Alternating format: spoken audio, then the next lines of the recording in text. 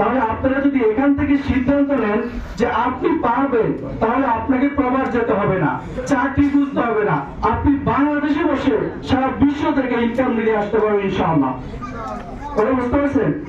আমাদের বাংলাদেশে ফ্যাক্টরি আছে, আমি মনে করি 90% অবদান আমাদের হারুন স্যারের এই ফ্যাক্টরিতে। ওনার জন্য জোরে হবে।